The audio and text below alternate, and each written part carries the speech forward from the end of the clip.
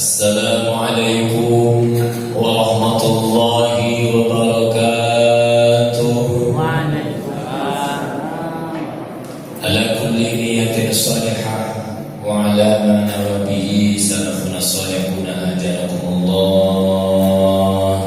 Al-Fatiha. A'udzu billahi minasy syaithanir rajim. Bismillahirrahmanirrahim. Alhamdulillahirabbil alamin. Arrahmanir rahim. Maliki yaumiddin. Iyyaka na'budu wa iyyaka nasta'in. Ihdinas siratal mustaqim. Shiratal ladzina an'amta 'alaihim ghairil maghdubi 'alaihim waladdallin.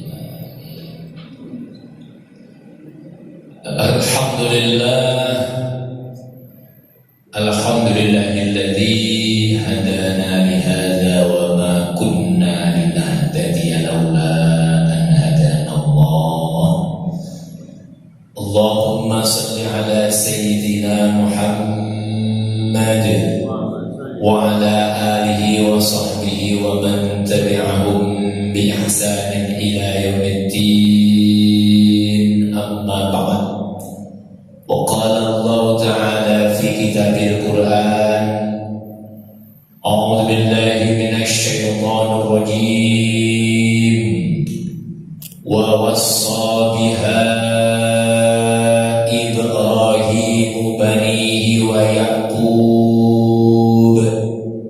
يا بني إن الله اصطفى لكم الدين فلا تموتن إلا وأنتم مسلمون. Sadaqallahul azim. Hadirin hadirat, para sesepuh, bini sepuh, seluruh pengurus masjid Al-Ikhlas dan semua yang hadir pada pagi hari ini, tentunya mudah-mudahan semuanya senantiasa mendapatkan rahmat dan ampunan Allah Subhanahu wa Ta'ala. Ucapan syukur senantiasa kita panjatkan Allah Subhanahu wa Ta'ala atas segala nikmat, rahmat, hidayah, taufik, karunia, anugerah yang telah diberikan kepada kita semuanya. Maka ungkapan syukur kita dengan sama-sama mengucapkan Alhamdulillahirabbil alamin, dan juga bersalawat kepada junjungan kita Nabi besar Muhammad sallallahu alaihi wasallam dengan sama-sama mengucapkan Allahumma shalli ala sayyidina Muhammad wa ala ali sayyidina Muhammad, dan juga bersalam kepada beliau dengan sama-sama mengucapkan Assalamualaikum ya Rasulullah. Hadirin hadirat yang dirahmati Allah Subhanahu wa Ta'ala, tema kita pada pagi hari ini adalah wasiat Nabi Ibrahim dan Nabi Yakub terhadap anak-anaknya. Karena kita ingin bersama-sama menteladani Nabi Ibrahim alaihissalam, maka kita pun menginginkan juga meniru termasuk wasiat yang diberikan Nabi Ibrahim dan Nabi Yakub terhadap anak-anaknya. Nabi Ibrahim alaihissalam menginginkan agar anak-anak cucunya ini senantiasa juga mengikutinya. Kalau disebutkan ayat-ayat sebelumnya ini, mulai ayat dari 127, 128, 129, 130, 131, semuanya berkaitan. Sekarang ini kita bahas 132. Ini masih berkaitan dengan Nabi Ibrahim alaihissalam, dipilih oleh Allah Subhanahu wa Ta'ala menjadi imamnya manusia. Maka Nabi Ibrahim alaihissalam menginginkan juga termasuk anak-anak cucunya juga mengikutinya, yaitu senantiasa beragama Islam, bertauhid kepada Allah Subhanahu wa Ta'ala. Kenapa? Karena agama Islam itu adalah agama para nabi-nabi Allah, agama Rasul-Rasul Allah Subhanahu wa Ta'ala. maka ia pesankan agama terhadap anak-anak cucunya. Kita baca ayatnya. A'udzubillahi minasyaitonirrajim. Wa wassa biha Ibrahim banihi wa Ya'qub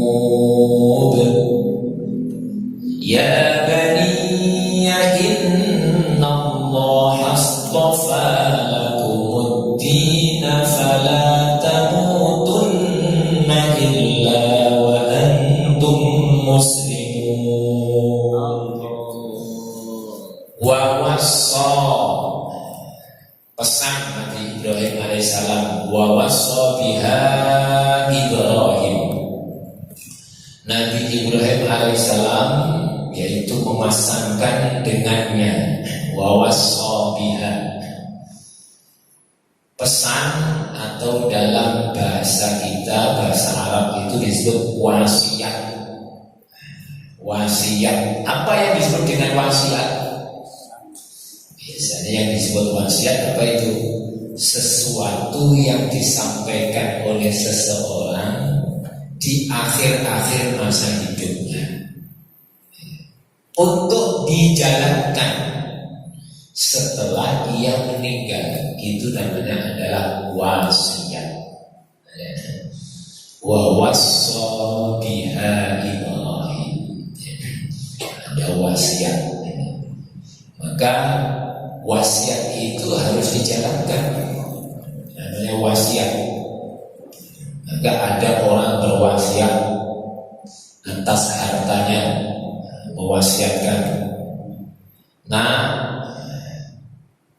kalian semuanya sudah punya rumah semuanya, kakak, adik semuanya sudah punya rumah.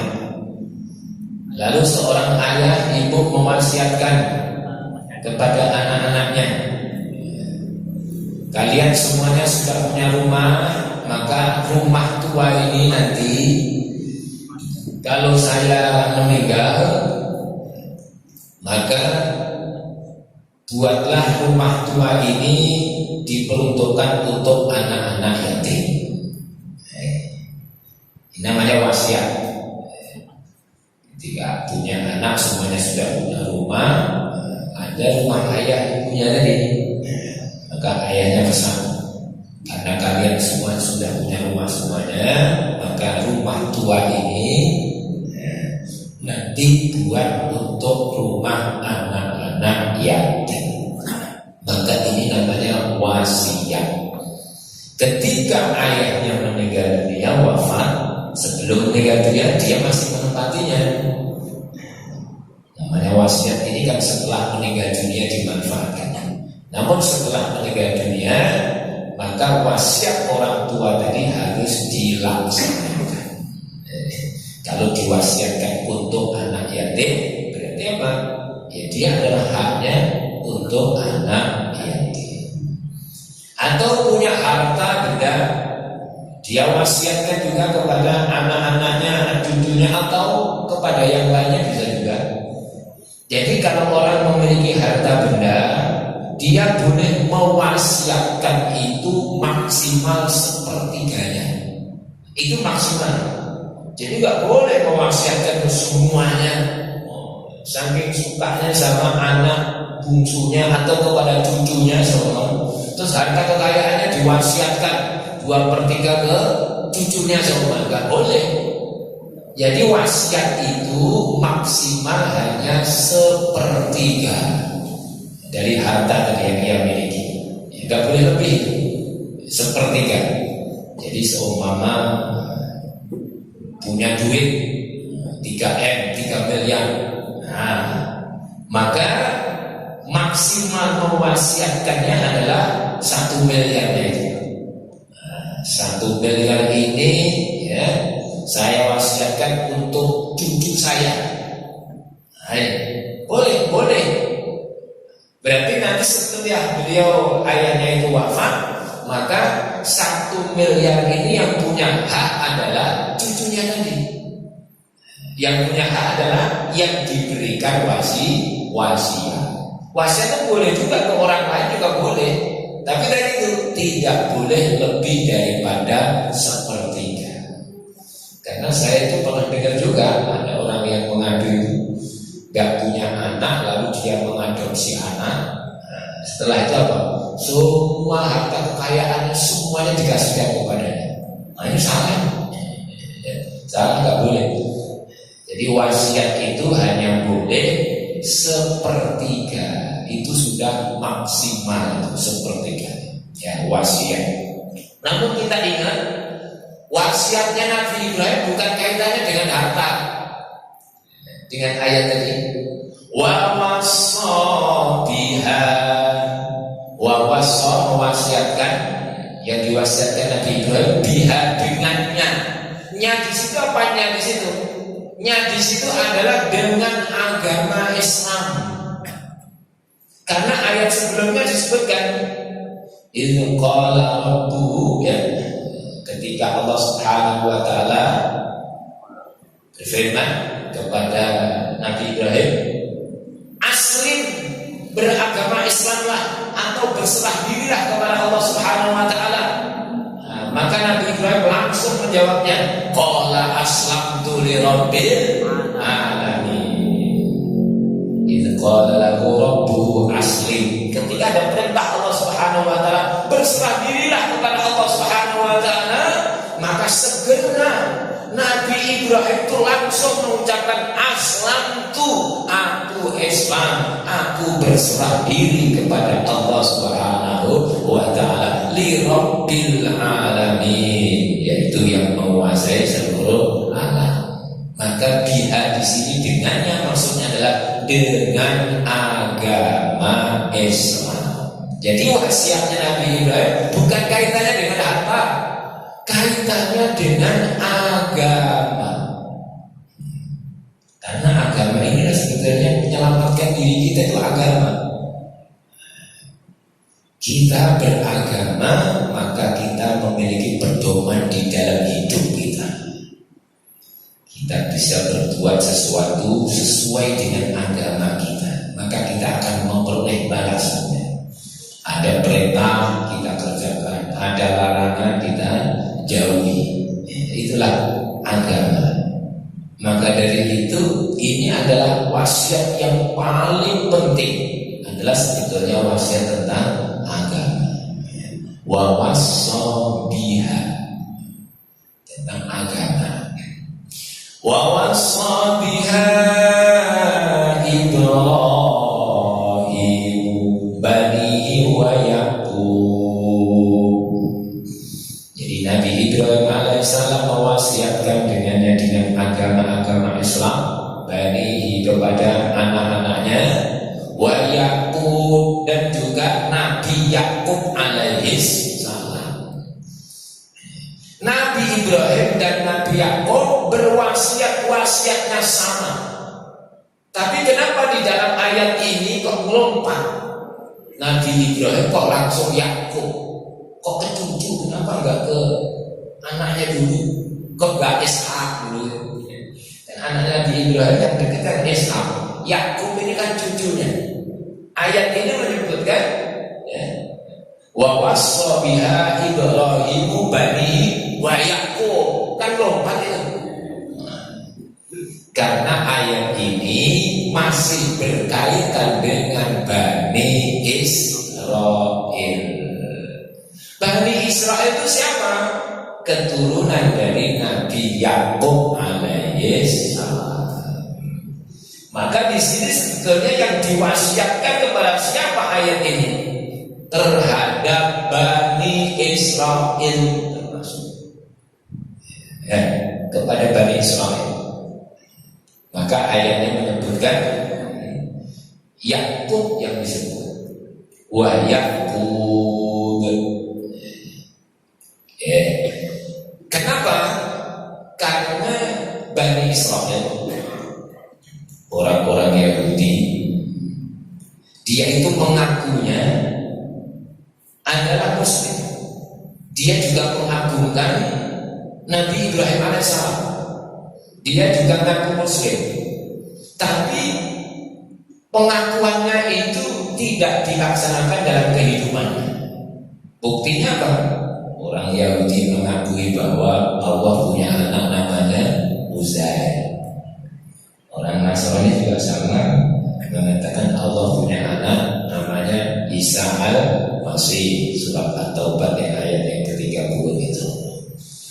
Maka ini adalah ucapannya tidak sesuai dengan perbuatannya. Maka wasiat ini adalah terhadap Bani Israel. Bani Israel itu dulu di Mekah, ketika Rasulullah di Mekah tidak ada Bani Israel. Namun ketika Rasulullah pindah ke Madinah, bertemulah dengan Bani Israel, orang-orang Yahudi. Ya, tinggalnya di Madinah. Ya, di tepian kota Madinah ada namanya Bani Nadir dan Bani Quraidah. Itu adanya di Madinah. Disebut Bani Israel. Bani Israel pernah juga saya sebutkan, ini adalah sebutan yang mulia sebetulnya, sebutan yang bagus. Bani Israel, keturunan Israel, dari bahasa Ibrani Isra dan Il. Isra artinya, Isra itu adalah kekasih atau hamba. Isra. Il itu artinya adalah Allah atau Tuhan, Allah. Il, ya, Il itu adalah artinya Allah atau Tuhan. Jadi kalau diartikan Israel apa itu? Kekasihnya Allah, hambanya Allah. Bagus tadi. Kekasihnya Allah, Israel, kekasihnya Allah. Nama bagus, namun nama tadi dimiliki oleh orang-orang yang tidak bagus. Ada kadang-kadang namanya orang itu Sobri, namanya Sobri tapi orangnya gak sabar. Ada namanya Soleh tapi orangnya gak soleh. Ada yang seperti itu, sholat enggak, puasa enggak. Ada yang seperti itu, ada gak? Namanya bagus, tapi yang mempunyai nama tadi perilakunya tidak bagus. Maka Israel itu adalah hamba, kekasih Allah, kan bagus sekali. Maka Il itu kan artinya Allah kan, Il. Kalau kita baca Injil itu kan ada, ketika Nabi Isa mau disalib, apa yang disebutkan oleh Nabi Isa di Injil itu? Eli, Eli, lama sabaqtani. Ada pernah gitu? Eli, Eli dari Allah. Ya Tuhan, kenapa kau tinggalkan aku? Kalau dia tidak pernah meninggalkan Allah, ya gak akan ditinggal oleh Allah, kan begitu? Kalau kita pengen tidak ditinggalkan oleh Allah, jangan kita meninggalkan Allah. Fadkuruni al-qurkum pasti. Ketika Isa mau disalib itu disebutkan dalam Injil kan, Eli lama sabaqtani. Ya, sebenarnya bahasa Ibrani itu mirip-mirip kayak bahasa kita. Lama sabaqtani. Ya Tuhan, kenapa kau tinggalkan aku? Maka Israel. Ya, Israel. Ini adalah nama yang bagus.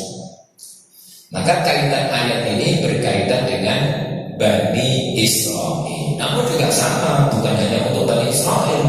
Ini adalah berkaitan juga untuk kita. Ayat memang ini kaitannya dengan Nabi Ibrahim, Nabi Yakub. Namun kita juga harus ambil sebagai pengajaran. Maka kita berwasiat. Wasiat yang penting adalah wasiat tentang agama. Wasiat tentang agama. Wasiat tadi saya ulang adalah sesuatu yang disampaikan seseorang ketika sudah lanjut usia, udah menjelang akhir-akhir daripada hidupnya, sehingga sudah merasa bahwa hidup saya itu nggak lama lagi nih. Maka dia berwasiat. Maka wasiat itu sebetulnya manfaatnya untuk siapa? Apa untuk yang berwasiat? Tidak. Untuk yang diberi wasiat. Karena apa? Dirinya nantinya akan meninggal dunia, maka dia wasiatkan, wasiat. Namun kembali lagi, wasiat yang disampaikan Nabi Ibrahim dan Nabi Yakub adalah wasiat berkaitan dengan agama. Wahai anakku, peluklah Islam, peganglah Islam, bertauhidlah kepada Allah Subhanahu wa taala. Inilah wasiatnya Nabi Ibrahim alaihissalam dan juga Nabi Yakub. Maka kalau ada orang yang berwasiat seperti wasiatnya Nabi Ibrahim dan Nabi Yakub, berarti apa? Dia telah mengikuti para nabi-nabi dan para rasul. Hei anakku, jangan lalaikan sholat. Sholat 5 waktu dijaga. Nah, ketika sudah subuh wasiat dia kepada anak cucunya. Nah, ini namanya wasiat agama. Jaga adik-adikmu, kakak jaga adik-adikmu. Nah, yang rukun, ya, yang damai, ini namanya wasiat agama. Itulah yang terbagus. Maka kita tiru. Memang agama kita itu ya hanya satu, Islam ini wasiatnya agama, wasiat agama. Itulah wasiat yang bagus. Oke. Allah lanjutkan tadi, ya baniya, hai anak-anakku. Ini kan ucapan yang lembut terhadap anak. Jangan kalau kita mau memberikan wasiat, nak kumpul semuanya, kumpul. Nah, jangan seperti itu. Ya bunayya, wahai anak-anakku. Ya baniya, hai anak-anakku. Ya baniya, innallaha astafa lakumuddin. Hai anak-anakku, sesungguhnya Allah Subhanahu wa taala istafa, telah memilihkan bagi kalian ad-din, agama.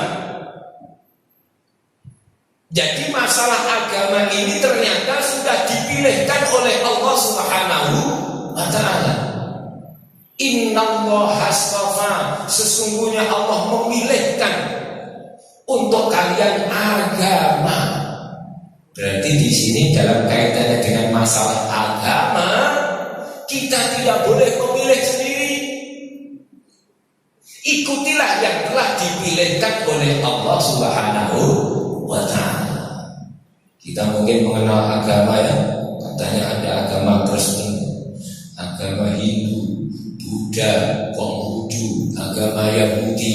Nah, maka kita diperintahkan oleh Allah Subhanahu wa taala melalui ayat ini, jangan sampai kalian memilih agama yang bukan pilihan dari Allah Subhanahu wa taala.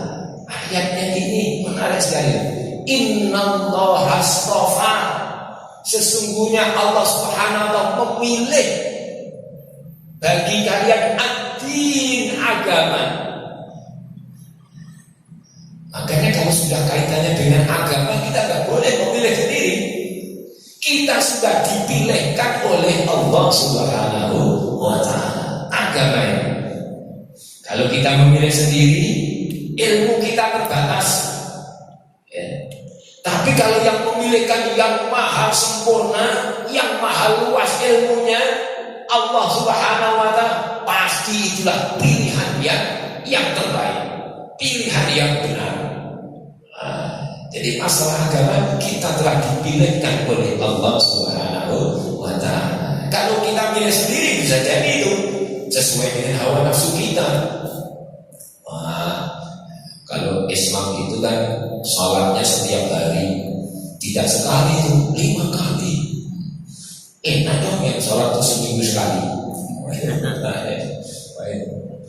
Enak yang seminggu sekali. Ini namanya pilihan hawa nafsu.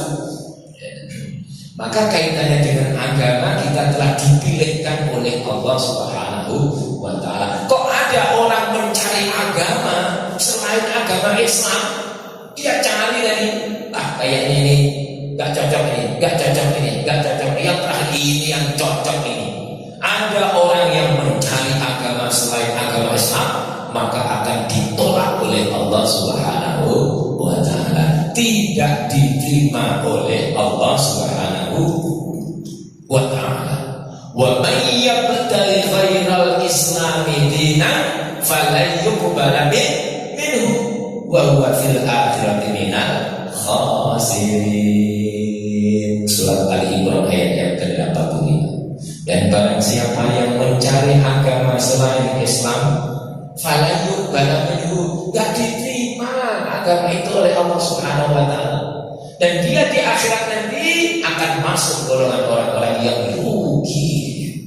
Nah, ini agama yang kita ikuti adalah pilihannya Allah Subhanahu wa ta'ala. Maka Allah tegaskan lagi ayat yang sebelumnya, ayat yang ke-19, inna dina indallahil Islam. Sesungguhnya agama di sisi Allah adalah agama Islam. Agama Islam inilah agama di sisi Allah, agama yang diridhoi oleh Allah Subhanahu wa ta'ala. Islam itu wasiatnya Nabi Ibrahim, Nabi Yakub. Anak-anakku, cucuku, beragama Islamlah kalian. Karena tidak ada agama yang diridhoi Allah kecuali agama Islam. Agama para nabi-nabi, agama para rasul. Maka kalau kita ini menjadi orang Islam, kita beragama Islam, sebenarnya ibu bapak, kita telah memperoleh kenikmatan yang besar. Karena ini yang menyelamatkan diri kita nanti. Yang menyelamatkan diri kita ini Islam ini. Maka sampai Sayyidina Ali karramallahu wajhah dan juga Sayyidina Umar, beliau mengatakan ada nikmat itu yang besar. An-ni'amu sittatu asya. Ada 6 kenikmatan yang besar. Sittatu asya. Ada 6 kenikmatan yang disebut an-ni'am, kenikmatan yang besar. Sayyidina Ali, Sayyidina Umar, beliau menyebutkan yang pertama apa? Nikmat yang besar, al-Islam. Jadi kita menjadi orang Islam itu nikmat yang besar. Ini yang menyelamatkan kita ini sampai di akhirat adalah Islam.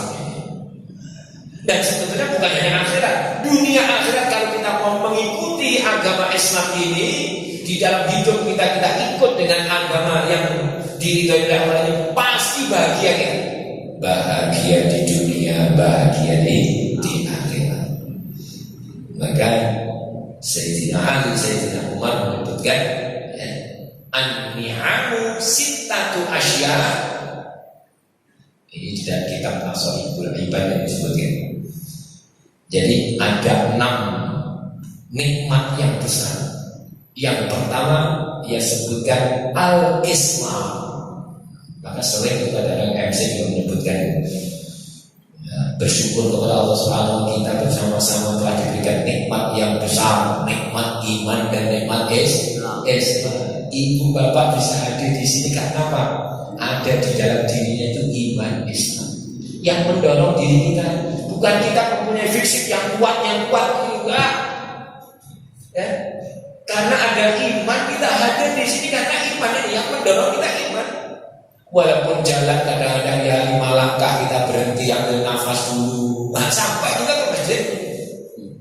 Yang biasa setiap minggu itu olahraga lari kemana-mana bisa mengelilingi lapangannya 10 kali, 15 kali, sampailah ke masjid. Enggak sampai kalau tidak ada iman. Kalau kita ini iman ini yang mendorong kita hadir di sini iman. Luar biasa. Makanya iman ini nikmat yang paling besar. Bisa bangun malam, apa yang mendorong kita? Apakah karena itu sehat badannya? Enggak juga. Bisa jadi badan tak sehat, badan tak sehat. Sholat aja duduk di atas kursi, tapi dia bisa bangun malam. Dan dia ringan untuk bangun. Karena apa? Ada iman di dalam dirinya. Maka nikmat iman, nikmat Islam itu nikmat yang paling besar, mendorong kita untuk senantiasa berbuat baik. Al-Islam, Islam, nikmat ini. Jangan sampai ini nikmat ini terus kita lepas. Nikmat yang paling besar ini yang menentukan hidup kita ya ini. Sampai akhir hayat kita harus tetap Islam kita ini. Nah, ya. Kenapa? Nikmat yang besar. Yang lain berarti apa? Kecil semuanya itu. Yang mau punya jabatan tinggi setinggi apapun atau mempunyai kekayaan sekaya apapun, kok dia tinggalkan Islam, maka rugilah dia. Khosirin tadi, rugi dia. Kita ingat dulu cerita Sa'labah. Sa'labah itu dulunya miskin, melarat, semelarat-melaratnya sahabat Rasulullah. Kenapa? Kalau sholat itu rajin sholat di masjid, namun setelah Rasulullah Assalamualaikum warahmatullahi wabarakatuh, langsung dia lari pulang. Setiap habis salat dia langsung lari pulang. Lama-lama ditanya Rasulullah, wahai Sa'labah, kenapa kamu itu kalau sholat langsung pulang? Wahai Rasulullah, karena saya sudah ditunggu istri saya. Kain yang saya pakai sholat itu ditunggu istri saya untuk gantian. Jadi sholatnya untuk bisa menutupi seluruh aurat ini gantian dengan suaminya, istrinya. Jadi dia buru-buru pulang itu bukan mau kemana, bukan mau ngopi, bukan.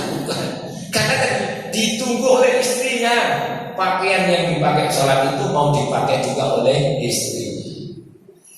Lalu setelah itu apa? Sa'labah pun minta kepada Rasulullah, doa ya Rasul, doalah kami agar kita sama bisa seperti sahabat-sahabat yang lain, sholat bisa tenang, ya, mengikutimu terus, ya, bisa zikir bersamamu. Tapi kata Rasulullah, wahai Sa'labah, kamu lebih bagus seperti itu, karena Rasulullah itu tahu. Jadi kalau Rasulullah itu ditanya oleh sahabat, jawaban yang tepat itu tahu. Makanya ketika Abu Bakar dan Umar nanya kepada Rasulullah, kan jawabannya beda tentang sholat malam. Sayyidina Umar nanya kepada Rasulullah, wahai Rasulullah, bagaimana sholat malam itu sebagusnya tidur dulu apa gak usah tidur dulu? Ya. Abu Bakar juga nanya kepada Rasulullah, wahai Rasulullah, bagusnya mana? Sholat malam itu tidur dulu atau gak tidur dulu? Ternyata jawabannya beda. Ketika ditanya Sayyidina Umar, wahai Umar, ya, kalau kamu sholat malam gak usah tidur dulu. Tapi ketika Abu Bakar yang nanya, wahai Abu Bakar, istimewanya sholat malam itu kalian tidur dulu. Kenapa kok jawabannya beda? Karena Rasulullah itu tahu yang nanya. Umar itu kalau sudah tidur bangunnya susah. Makanya ada orang yang sholat witir itu kan habis sholat isya sholat witir ya. Karena apa? Khawatir nanti gak bisa sholat witir. Karena apa? Witir itu sholat yang disukai oleh Allah. Innallahal witra fayuhibbul witra. Allah itu ganjil dan Allah itu suka yang ganjil. Sholat witir itu disukai oleh Allah. Maka kalau kita nggak bisa nanti, kayaknya saya nanti capek ini nggak akan bakalan bangun. Witirnya tarik aja ke depan. Habis sholat isya sholat witir.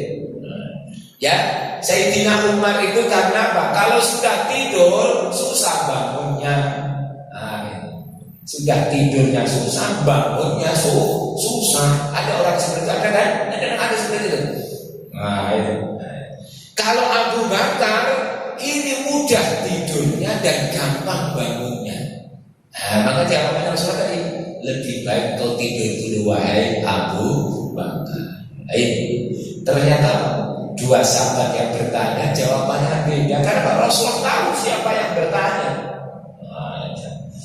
Makanya jangan terus kita mengatakan sholat malam itu harus tidur dulu. Pak Satpam kasihan kalau ingin sholat tahajud.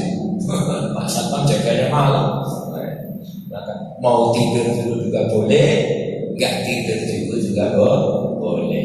Tapi tentunya kalau kita tidur dulu kan lebih semangat ya. Tidak ngantuk-ngantuknya hilang kan. Tidur dulu. Mungkin kalau sudah nggak ada kerjaan jam 10 udah tidur. Setengah 3 bangun, sholat malam enak itu. Sholatnya para awliya Allah, sholatnya para nabi-nabi dan para rasul, munajat itu di malam hari. Namanya munajat di malam hari. Nabi Musa ingin menerima wahyu, malam hari bermunajat. Demikian pula Rasulullah, malam hari bermunajat. Maka dari itu, ya, kembali Islam itu adalah nikmat yang besar. Al-Islam. Yang kedua, wal Quran. Nikmat ini Al-Quran. Karena isi Al-Quran petunjuk. Kita tahu mana halal, mana haram, mana baik, mana buruk, mana perintah, mana larangan. Nah, karena apa? Al-Quran. Maka Al-Quran itu nikmat yang besar. Setelah Al-Islam, Al-Iman.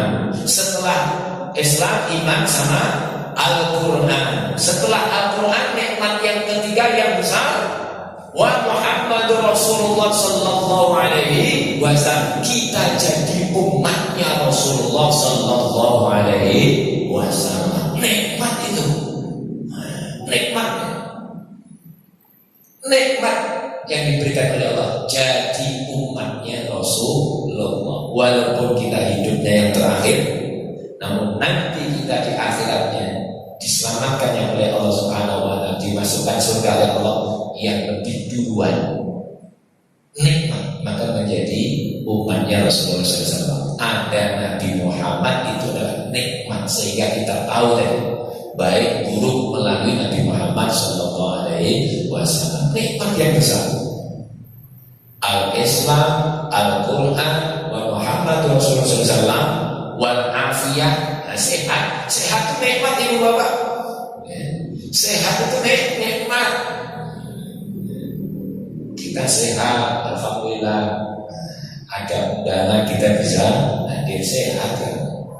Afiyah.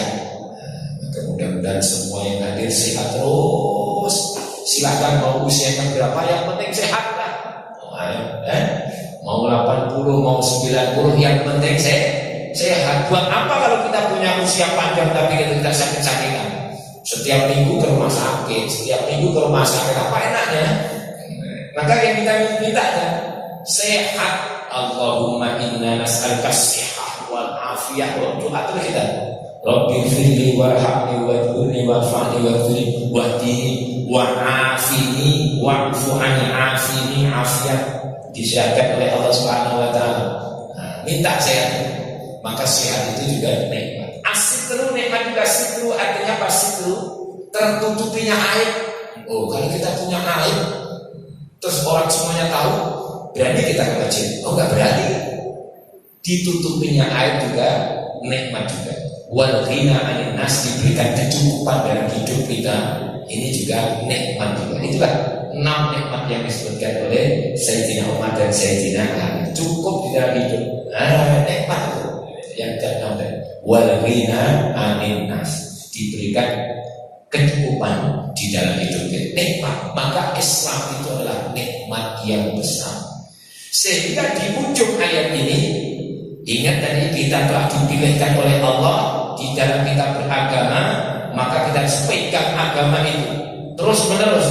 Fala tamutunna illa wa antum muslimun. Jangan kalian mati kecuali dalam keadaan muslim.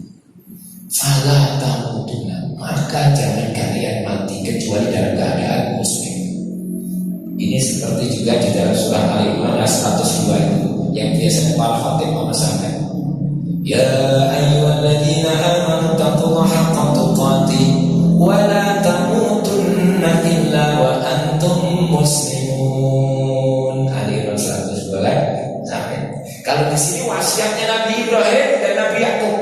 Fala tamutunna illa wa antum muslimun. Jangan kalian mati kecuali dalam keadaan berserah diri atau muslim. Fala tamutunna, jangan kalian mati. Mati itu sebenarnya kekuasaannya Allah atau kuasa kita ini? Sebenarnya kan kuasa Allah. Tapi kalau disebutkan jangan kalian mati, ini maknanya apa? Hendaklah kalian itu senantiasa berpegang terhadap agama Islam. Jangan sampai Islam itu satu detik pun kau tinggal.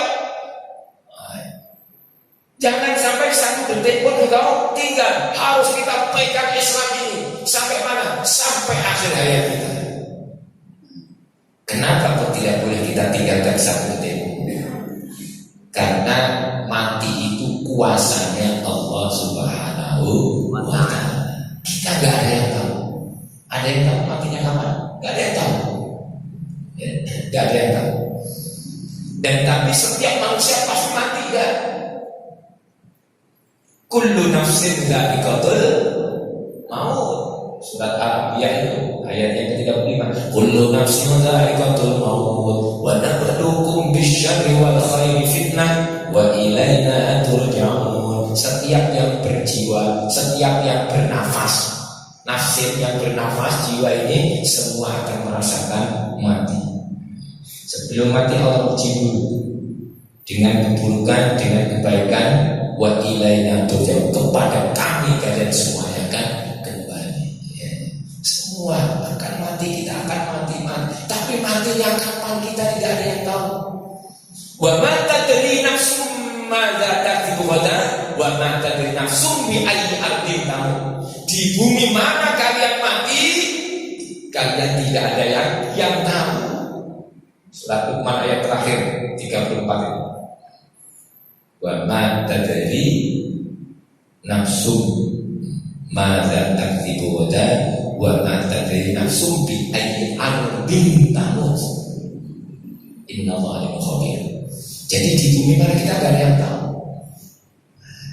Makanya kematian itu dimanapun kita berada akan menjemput kita. Mau kita ngumpet dimanapun, kematian akan menjemput kita. Bukan kita yang menjemput kematian, bukan. Kematian yang menjemput kita. Kita harus sadari itu. Jangan terus kita mengatakan, ayah saya, kakek saya itu usianya panjang-panjang, 90, 95, ada yang 105 itu. Usia saya baru 70 masih lama itu. Nah ini berarti apa? Kita yang menyebut kematian? Bukan. Kematian yang menyebut kita. Kalau kematian yang menyebut kita, dimanapun kita berada akan menghampiri kita, namanya kematian. Aynama takunu yudrikumul maut walau kuntum fi burujin musyayyadah. Surat An-Nisa itu luar biasa. Ayat yang ke-78.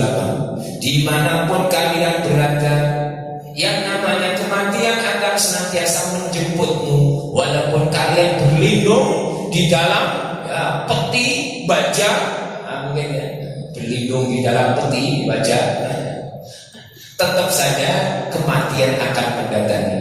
Jadi kita nggak bisa menolak kematian, itu nggak bisa. Karena apa? Kematian yang mencari kita, yang menjemput kita, bukan kita yang menjemput kematian, tidak.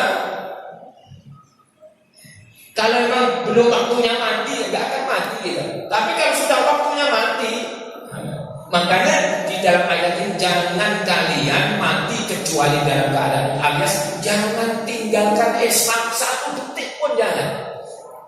Karena kita mati kita nggak tahu. Yang bahayanya apa? Nah, kalau matinya pas dalam keadaan semua maksiat berbuat apa terus mati di situ, nah disitulah yang tentunya kita khawatirkan. Maka dari itu kematianlah yang menjemput kita. Sehingga kalau kita berbicara masalah kematian, mati seseorang itu tentunya senantiasa berkaitan dengan kebiasaan hidup kita. Maka biasanya tadi senantiasa pasrahkan diri kita kepada Allah, taat terus kepada Allah. Nanti insya Allah yang mati kita dalam keadaan taat. Senang membaca Al-Quran, maka ada orang yang habis baca Quran atau sedang membaca Al-Quran meninggal ada. Ada qori yang dari Malang itu pasti undang Bu Khofifah. Allazi khalaqal mauta wal hayata liyabluwakum ayyukum ahsanu amala. Langsung meninggal. Masih ingat itu? Qori membaca Al-Quran. Insya Allah mati yang seperti itu mendapat ridho dari Allah. Jadi mati kita itu akan sesuai dengan kebiasaannya. Ada orang yang biasa membaca Al-Quran, matinya dalam membaca Al-Quran. Senang sholat insya Allah, habis sholat meninggal dunia. Pas sholat meninggal dunia, bisa juga kan? Pokoknya jangan pas imamnya sholat meninggal dunia, kasihan gitu ya. Kasihan jamaahnya. Habis sholat meninggal dunia.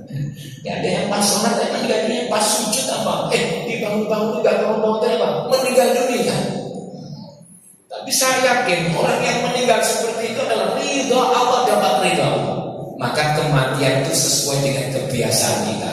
Maka jangan sampai punya kebiasaan yang buruk, jangan tinggalkan Islam satu detik pun. Karena kematian itu sesuai dengan kebiasaan kita. Kebiasaan baca Al-Quran, matinya baca Al-Quran. Ada orang yang meninggal dengan posisi dia memegang Al-Quran dan Al-Quran juga jatuh. Asy-Syaikh Rasyid Ridho, beliau adalah guru besar Al-Azhar. Karena guru besar ngantornya di mana? Ya di Al-Azhar. Setiap berangkat ke kantor, ya, ada sopir, setiap udah masuk mobil langsung dia pegang Al-Quran, baca Al-Quran. Ya. Setiap hari seperti itu. Di rumah dia juga membaca Quran, naik di mobil kalau sudah masuk baca Al-Quran, pergi pulang seperti itu terus. Jadi gak kayak kita, kalau naik mobil tengok kanan tengok kiri, dia langsung buka Al-Quran. Asy-Syaikh Rasyid Ridho. Maka suatu saat ketika beliau pulang daripada ngantornya dari Al-Azhar, pulang sampai rumah, sopirnya turun lalu buka pintu, Asy-Syaikh, kita sudah sampai di rumah, Syekh. Syekhnya tadi diam saja. Ternyata Pak sudah meninggal dunia dalam posisi memegang Al-Quran. Al-Qurannya ada di tangannya dan tidak jatuh Qurannya. Inilah kematian yang mendapatkan ridho dari Allah Subhanahu wa Ta'ala. Pantaslah, karena beliau termasuk adalah seorang mufassir. Rasyid Ridho terkenal adalah mufassir Al-Quran. Tafsir beliau, karya beliau adalah Tafsir Al-Manar. Tafsir Al-Manar adalah buah karya daripada Rasyid Ridho. Karena sukanya membaca Al-Quran, menafsirkan Al-Quran, kemanapun dia pegang Al-Quran, meninggalnya pun juga bersama dengan Al-Quran. Fala tamutunna illa wa antum muslimun. Jangan kalian mati kecuali dalam keadaan Islam. Ucapnya ini cepat sekali. Itu sudah pesan Nabi Yakub berikutnya. Ya. Pesannya Nabi Yakub, akuntum ya syuhada in hadara Yakub al-mautu. Nah, in qala li kalimata ta'buduna min ba'di qalu na'budu ilaha wa ilaha abaika Ibrahim wa Ismail wa Ishaq ilaha wahida wa nahnu lahu muslimun. Intinya apa? Kita harus senantiasa berpegang teguh terhadap agama Islam. Wasiatkanlah Islam ini kepada anak-anak cucu kita. Jangan sampai lepas dengan Islam. Sampai kapan? Sampai akhir hayat kita. Mudah-mudahan satu ayat ini kita bisa ambil manfaatnya. Kita baca alhamdulillah. Alhamdulillahirabbil alamin. Subhanakallahumma wa bihamdika asyhadu an la ilaha illa anta astaghfiruka wa atubu ilaik. Assalamualaikum